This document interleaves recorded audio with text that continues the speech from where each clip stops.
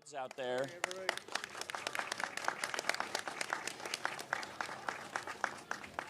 From day one, I've said my top priority is public safety. You've heard me talk about that a lot, and I'm proud that citywide crime is down 30%, auto burglaries are down 44%, and homicides are at lows we have not seen since the 1950s. But that's not the end of the story, because public safety also means traffic safety.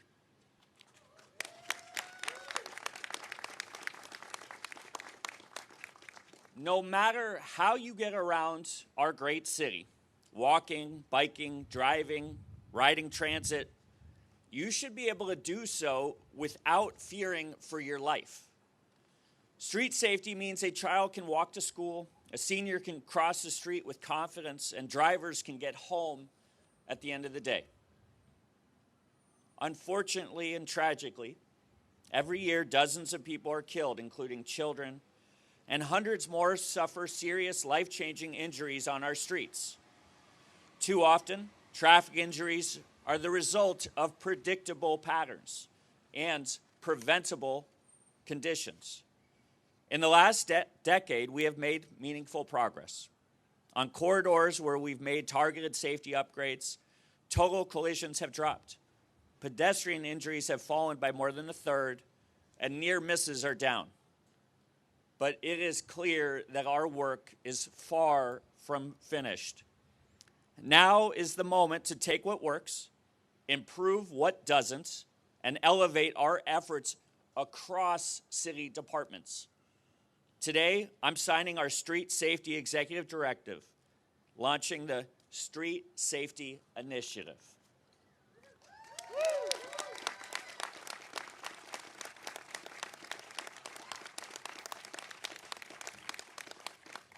This initiative adopts the safe system approach, a nationally recognized safety model embraced by the U.S. Department of Transportation, the state of California, and cities across the country and around the world.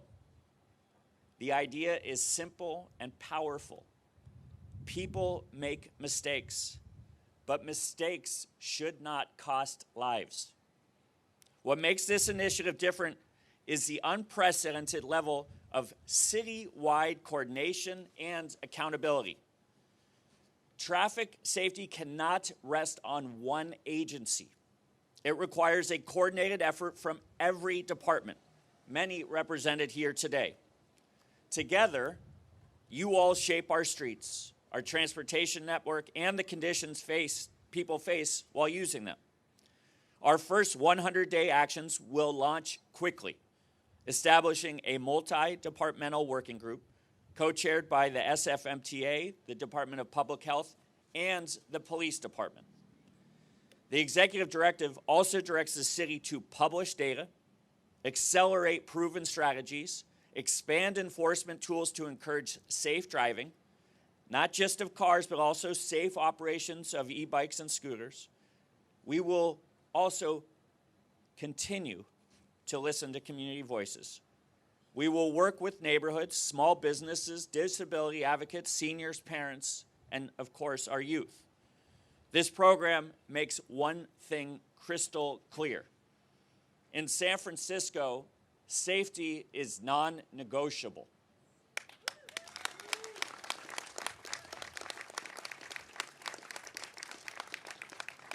This initiative will make streets safer for everyone.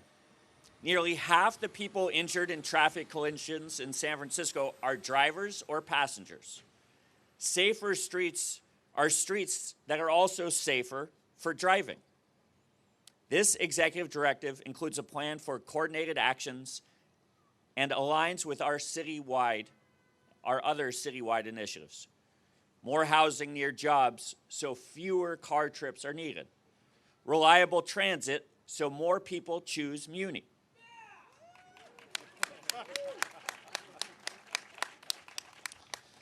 Reducing street crime, which often fuels reckless driving and injury.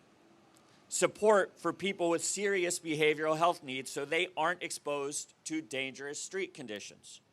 And building a strong economy which depends on safe, reliable transportation systems. Now, I want to close by saying I want to thank our first responders and our health workers who work to save people's lives every day.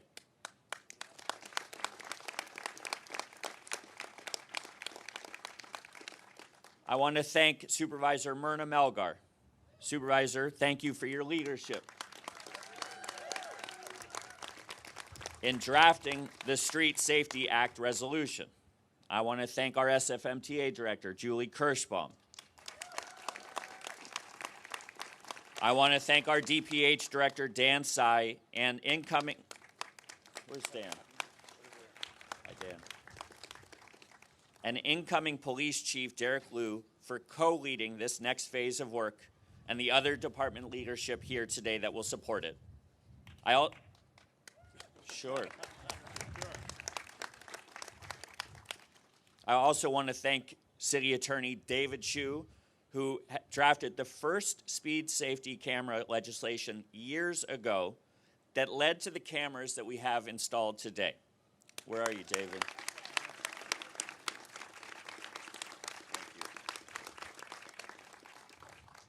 And I want to thank all of you who are here today, many who have advocated for change, and I know you will continue to do so, and I look forward to partnering with you in the months and years ahead.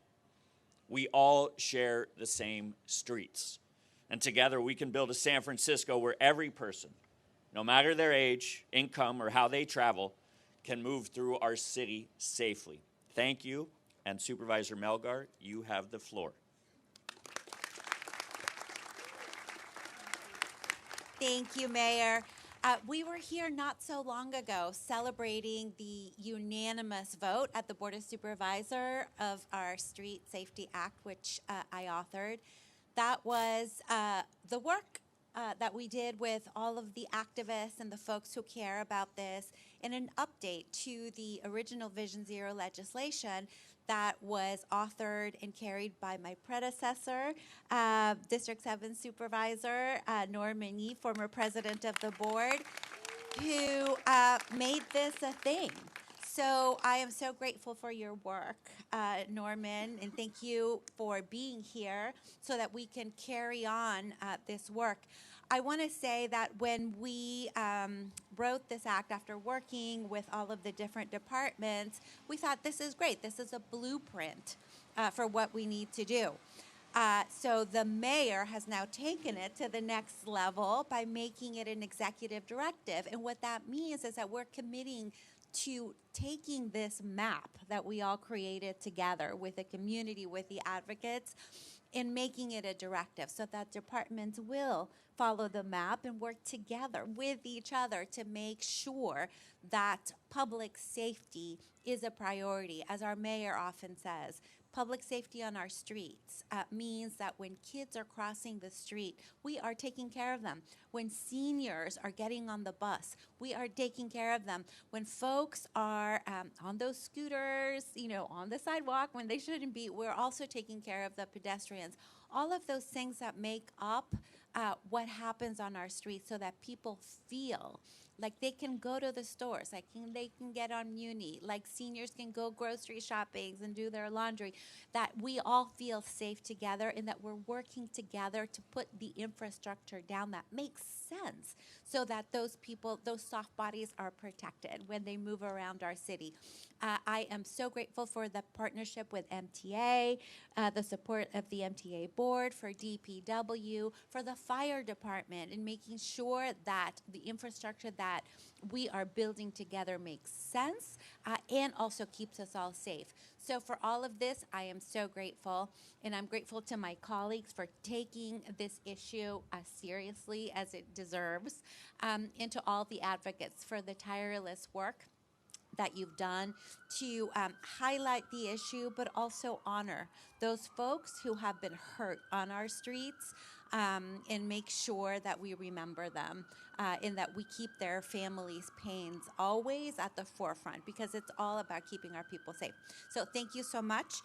And with that, I'm going to bring up SFPD Commander Luke Martin, who will tell us about their efforts in this legislation.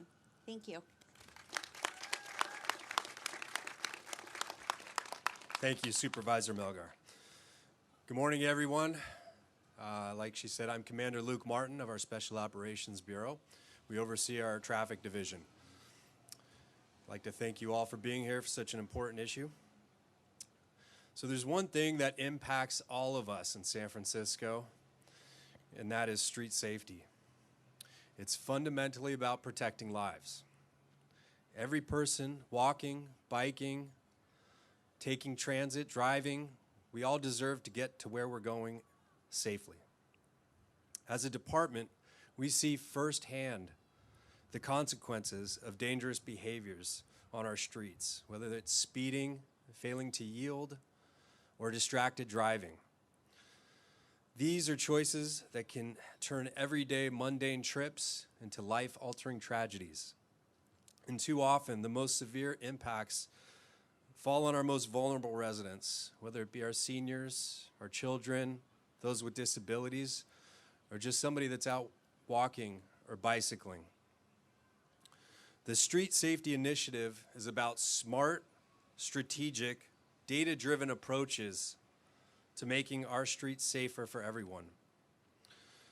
We are focusing enforcement on where it matters most, on those violations that historically shown to cause serious injuries or fatal collisions, and on those city corridors that historically have seen severe collisions. This is not about issuing citations for the sake of issuing citations. This is about changing behavior that might not feel dangerous in the moment, but that can cause real harm. Our officers are combining targeted enforcement with high visibility, education, all while collaborating with all of our city partners to ensure this goal is accomplished of safer streets. When people see officers on the street, when the streets can be more predictable, when dangerous behavior changes, lives are saved. Street safety is not just a transportation issue or a policing issue. It's a shared responsibility. We all have to do our part to make sure our streets are safer. The SFPD is proud to be a partner in this and will continue to do our part to make sure San Francisco streets are safer for everyone. Once again, thank you all for joining us. And I'd like to introduce Annie Chung.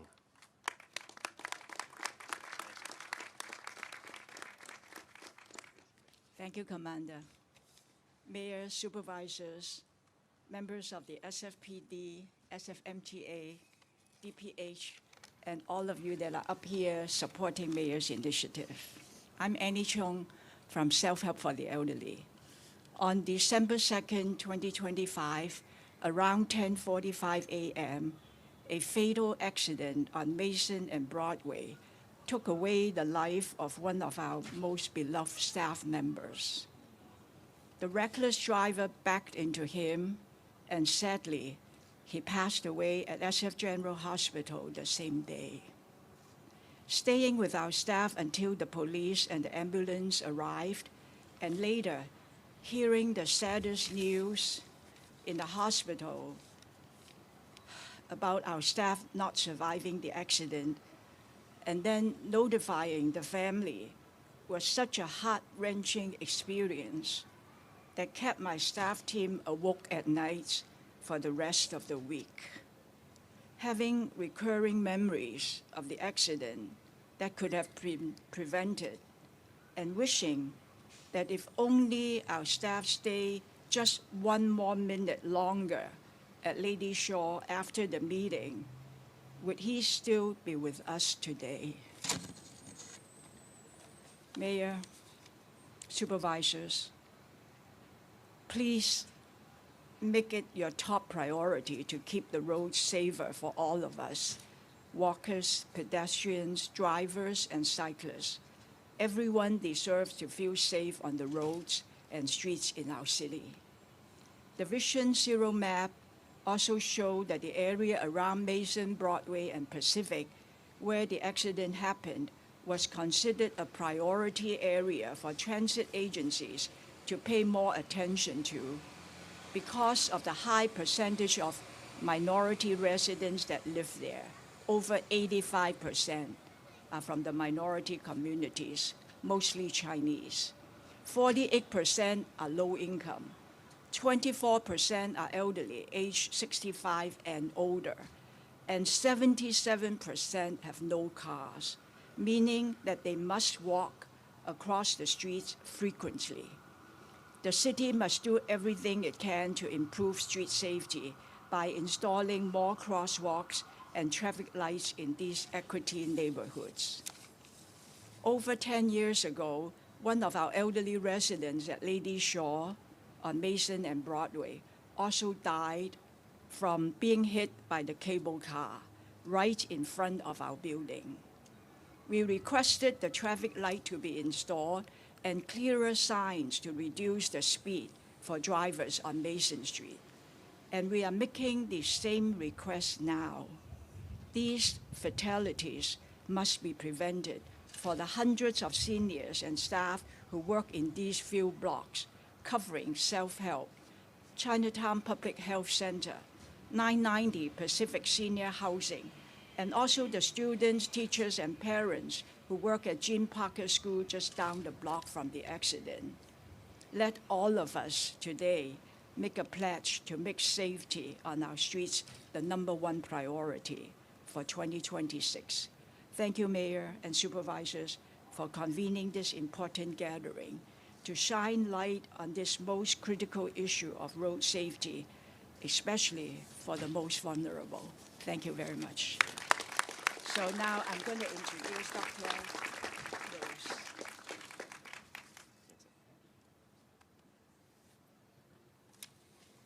Thank you, Annie. And thank you to Mayor Lurie, Supervisor Myrna Melgard, obviously SFPD Commander. I'd like to just echo Annie's thanks to everyone involved in this initiative. So thank you for having and making time for us here today. Good morning. My name is Dr. Christian Rose, and I'm an emergency physician here in the city. I love San Francisco, like all of you. I'm so happy to be raising my young daughter here with everything that the city has to offer. I love the hills, I love the bay, but most of all, I love the people. That's why I've felt so lucky over the years to be an emergency physician here in the city. It's always been heart-wrenching to treat so many of the patients who've been injured in traffic crashes. In fact, almost half of the traumas seen at San Francisco General Hospital are due to traffic crashes. About every 15 hours, someone is taken to San Francisco General Hospital after being injured in a traffic crash, which is more than 500 people a year who are severely injured, making this a public health crisis, which was mentioned earlier. Though we might feel invincible, our bodies are incredibly fragile. Unfortunately, it's just physics. The force of impact increases exponentially with the speed and weight of a vehicle that you are hit by. If you were hit by a vehicle just going a few miles per hour over the speed limit at like 40 miles an hour here in the city, that'd be the equivalent of falling off of a 5-story building. The injuries from these accidents and crashes are some of the hardest things I've ever seen as a doctor. I've also seen how safety affects all walks of life in the city and how anyone could be a victim. A friend who works at my favorite restaurant in the Inner Sunset, the nanny of my friend's kids, a beloved senior in the neighborhood, and me. In 2017, I was hit by a car at an intersection by a driver turning left, going right through my bike lane, sending me like a rag doll through the air onto the pavement and then back to San Francisco General where I did all of my training. I remember hearing like extremely familiar voices telling me, I may never walk the same again. It would take years before I'd be able to walk normally in the city. And as someone who had competed in the Escape from Alcatraz or other versions of the city's marathons, that felt like a really hard thing to hear at the time. But somehow I'm one of the lucky ones. I didn't have any brain injuries thanks to my helmet. I didn't go into debt for my medical care, and I was able to return to my job in the hospital. But I am standing here with other Families for Safe Streets members who haven't been so lucky, and some who have lost their child or parent or partner forever. There is good news, though. First, there are solutions that dramatically reduce the chances and severity of traffic crashes. Here in San Francisco, during the first decade of Vision Zero, we got a lot of these things on our streets. Solutions like lower speed limits and speed cameras and redesigning many dangerous intersections and deadly streets. These are great, but we need a lot more. It's like having a treatment for a sick patient but not getting to the right dose yet. Solutions have to be applied everywhere and in layers to ensure that if one safety intervention fails, there's another there behind it to back it up. That's the systematic approach needed to reduce the number of tragedies on our streets, which leads us to the second piece of good news, and that good news is standing here with me today.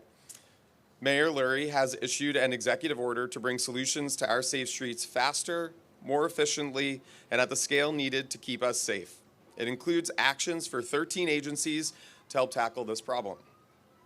For the first time ever, we have a San Francisco mayor putting traffic safety directly into his office with the creation of a multi-agency working group. So many patients come to the emergency department and we throw our hands up and say, could this not have been prevented? Traffic safety is a public health problem where prevention is possible. We just need a systematic approach that actually happens. As a dad, as a doctor, as a crash survivor, I'm grateful to Mayor Lurie for taking the action today to tackle traffic safety. This public health crisis is and has been urgent. Prioritizing the safety of our streets doesn't just save lives, it makes our city better, more vibrant, joyful, sustainable, human, and humane. So thank you for your leadership, Mayor Lurie. Thank you to the city leadership for standing up here today.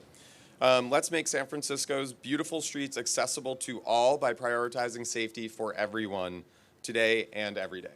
Thank you all so much.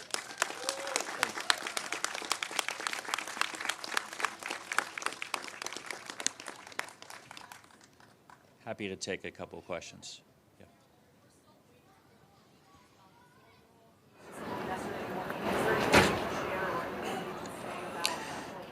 Yeah, we're still investigating that incident, and as a father, it's unthinkable what happened. I'd like to thank everybody up here who has been pushing hard on this issue, and the one thing that why this is so important is that it's going to take all of us. It's got to get out of the political realm. What I really appreciate is that SFMTA has been working really hard on this, but what's different here is we got DPH involved. We have police. We're going to have a lot of different entities involved from across the city, because the doctor just said it. It cannot just be one agency that protects our children, protects our seniors, protects those kids right there. We'll have more news in the coming days on that. We'll be investigating that, but I don't have any further updates on that. But my heart, obviously, is broken for that family. Sergio.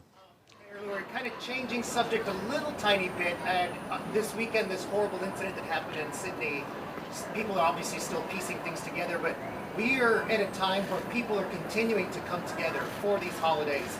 Can you speak a little bit about that and any concerns about safety in these ongoing get-togethers as we continue through the holidays?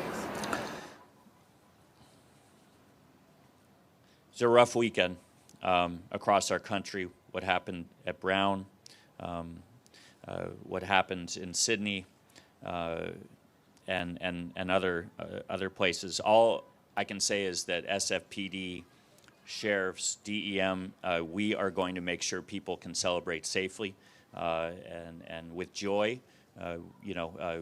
We have Hanukkah, we have Christmas coming up, we have New Year's, and I want people to come out and celebrate together, because the only thing that you can do in response to horrific events like that is to bring light to the moment. That's what we did in Union Square last night. That's what I hope families do through the holidays as we head into Christmas. And I want as many people out there celebrating New Year's Eve as possible in San Francisco. SFPD, fire, sheriff, park rangers, they're going to be out in full force. I went out to Union Square this weekend, and it was packed all weekend long. The neighborhoods, North Beach, I was in the Mission. There is a hope, and there is an optimism, and there is a spirit that has not been seen in this city for quite some time. And these incidents outside our city could impact us, but I ask the people of San Francisco and all of us up here to not let that darkness wade in. Acknowledge it. We mourn the loss of the child yesterday. We mourn the loss of the 2 lives at Brown. We mourn the 15, 16 people that were killed in Sydney. But we have a responsibility to bring lightness into some of these dark times. And this city is standing up and doing it the San Francisco way. And it is a moment this weekend, I was really proud of our city last night, and I want everybody to know that you can be proud of how, just look at this coming together of people to make sure that we protect our young people, protect our seniors. Annie, we have so much more work to do. We do have to fix these streets faster, and we're going to do just that, and we're going to do it together as San Franciscans. Okay, thank you, everybody.